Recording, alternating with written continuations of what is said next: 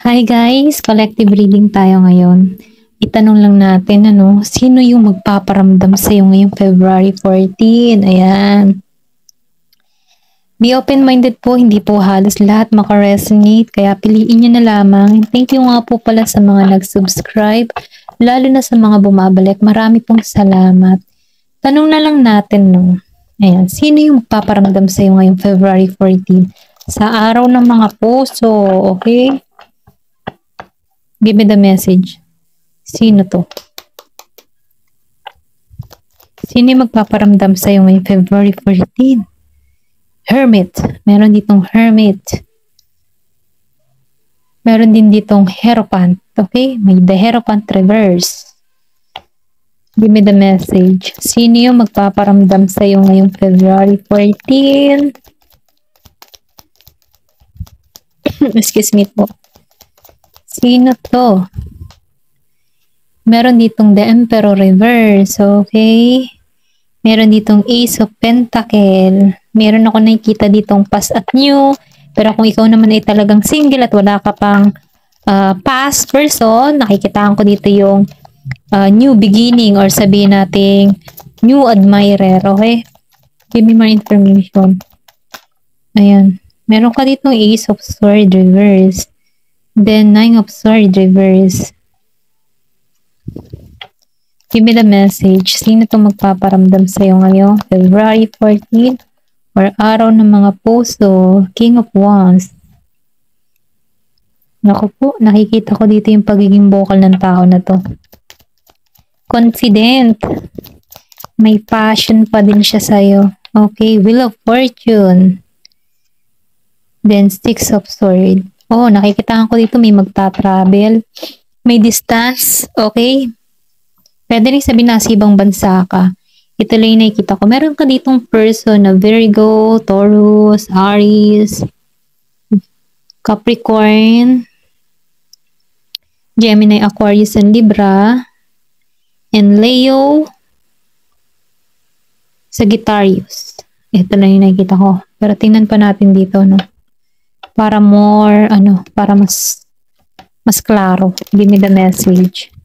Sino yung magpaparamdam sa'yo ngayong February 14? Sino yung magpaparamdam sa'yo ngayong February 14? Okay, meron ka ditong Hermit. Itong tao na to ay matalino, logic mag-isip, kung kilala mo to, Siya yung tipo ng tao na mahilig tumuklas or pwede rin sabihin na marami tong, matalino kasi to si Hermit. Kumbaga humahanap to ng kaliwanagan, nagso-soul searching siya, humahanap to ng makakapartner niya sa buhay. Pwede new person to, na Virgo energy. Kumbaga itong tao nito matalino, more spiritual din to. Marami itong tinutuklasan or pwede rin sabihin mahilig to sa history. Mga ganun ba? Sa mga science, history, or pwede rin sabihin na mahilig din to sa mga, alam mo yun, hiwaga, mga ganun. Pero ganun pa man, nakikita ko din dito na siya yung tipo ng tao na magaling tong mag-advise. Pwede rin sabihin sinubok rin to ng tadhana or sinubok na rin to. Kumbaga itong tao na to, humahanap siya ng katulad din niya na makakaunawa sa kanya. Okay? Kasi nakikita ko dito yung pagiging introvert nito Hindi to masyadong madaldal. Okay? Kumbaga siya yung tipo ng tao na bilang ang mga kaibigan, kumbaga hindi to basta-basta nagtitiwala. Ito lang na nararamdaman ko at nakikita ko dito. Adventure din to, mahilig tong pumunta sa mga mountain or nagma-mountain climbing, mga ganun ba, sa mga lugar na something na adventure, ganun. Ito lang yung nakikita ko. Dito kay The Hermit, Yun yung pumupukaw sa kanya ng interest, yung something na talagang merong hiwaga sa lugar na yun. Ganun siya Ito lang yung nakikita ko. Mahilig kasi siya sa mga history, mga ganyan. Ayan. Kung kilala mo man yan, okay, ito rin nakikita ko, pwede rin sabihin na ito'y taong mahilig sa tumutuklas yan. Mahilig siya magtuklas. Search siya ng search. Mga ganun. Pwedeng foreigner to, okay? Meron ditong the Hierophant reverse. Tinan pa natin dito, no? Okay, Ace of Pentacles reverse. Itong tao na ito, no? May pagkano to. Kung kilala mo to, no? Taurus energy. And Capricorn. Siya yung tipo ng tao na sarcastic, okay, naughty, or pwede rin sabihin na wala rin kasi ito eh. Kumbaga, may yabang lang. Okay, kumbaga sa isang tao or sa isang babae or lalaki, no, dinadaan niya lang sa yabang, okay. Ito na nakikita ko. Kasi itong tao na ito, malaki yung insecurity. Pwede rin sabihin, past person mo to, malaki yung insecurity nito sa'yo, okay. Kasi nagiging kang matayog or nagiging kang matagumpay sa ginagawa mo. Pero siya, ganun pa rin, walang pagbabago. Kaya itong tao na ito, no, pwedeng mag-chat to sa'yo, batiin ka niya ng Happy Valentine's, okay? Kasi itong tao na ito, wala sa panahon yun eh. Kumbaga, nagkakaroon to ng loss of funds na kung saan hindi nagiging malago yung kanyang kabuhayan, hindi nagiging stable, okay? Kasi nakikita ko dito, kaya itong tao nito walang mai-offer para sa'yo dahil wala pa rin siya eh, okay? Ito na yung nakikita ko, hindi niya pa maipagmalaki yung kanyang sarili sa'yo. Dahil puno lang siya ng insecurity sa'yo kasi nakikita ka ng tao nito na matayog or sabihin natin na nagtatagumpay ka sa sitwasyon mo, sa trabaho mo, nagiging kang okay, nagiging kang independent, masaya ka kahit single ka or pwede rin sabihin meron ka ng kinakasama ngayon. Na itong tao na ito, meron siyang inggit na nadarama sa'yo kasi nagiging kang maayos. Samantalang siya, hindi, okay? Magparamdam to. Ito rin nakikita ko, kung kilala mo yan. Meron ditong the Emperor reverse. So, yung iba sa inyo, no, magpaparamdam sa'yo yung person mo dito na naging ama or naging ina ng iyong anak, okay? Pero itong tao na ito, sabihin natin nag-healing ka dito sa trauma. Okay? Or sabihin natin na meron ka dito, na-overcome mo yung depression dito sa tao mo to. Pwedeng magkasal na kayo neto, okay? Kasi nakikita ko dito may papers. Then Emperor pa. So, ibig sabihin, meron kayong naging anak neto. Pero hindi siya naging mabuting ama sa anak mo. Hindi siya nagsusustento. Yung ganun ba? Pero itong tao neto, gusto nitong humingi ng tawad sa'yo. Gusto nitong bumati sa'yo. Gusto nitong bumawi. Kung sakali, gusto nitong i-let go na lahat yung mga bad experience na nagawa niya sa'yo, okay? Hihingi ito ng tawad. Ito rin nakikita ko, magpaparamdam to. Gusto nitong maayos yung connection, okay? Pero siyang ganun pa man, nasa iyong desisyon. Meron ditong Gemini, Aquarius, and Libra, and Aries, okay? Ace of Pentacles. So, nakikita ko dito yung new beginning. So, nakikita ko rin dito, itong tao na ito, new admirer mo to. Malungkot to sa buhay niya ngayon kasi wala pa siyang kasama eh. Sa kasama, wala pa siyang nagpapatibok sa kanyang kapusuan. Single pa rin siya hanggang ngayon. Okay? Sa Ace of Cups reverse. Pero ganun pa man itong tao nito, ginagamit niya yung intuition niya. Pwedeng nakuha nito yung interest mo kasi gusto ka nitong operan. Okay?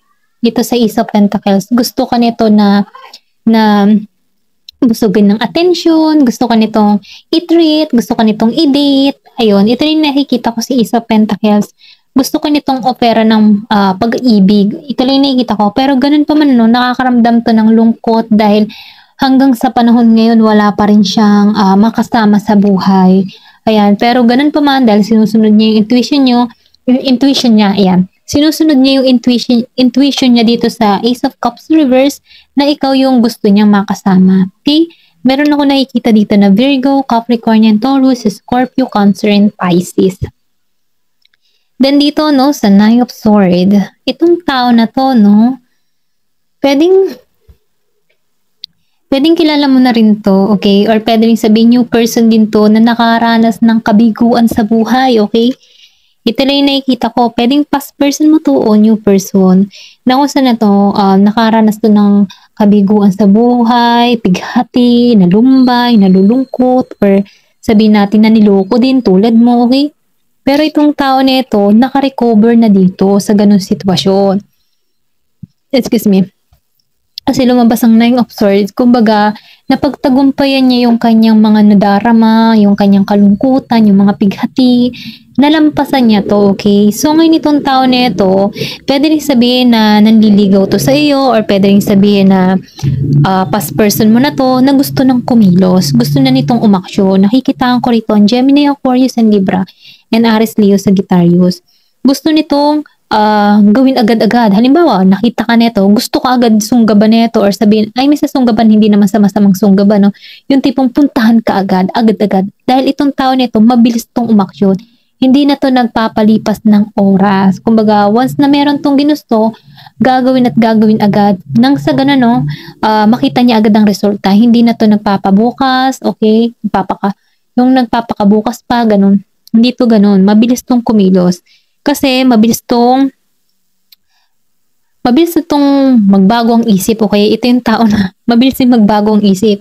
Nagiging pabigla-bigla, mabilis din magbago ang isip, okay?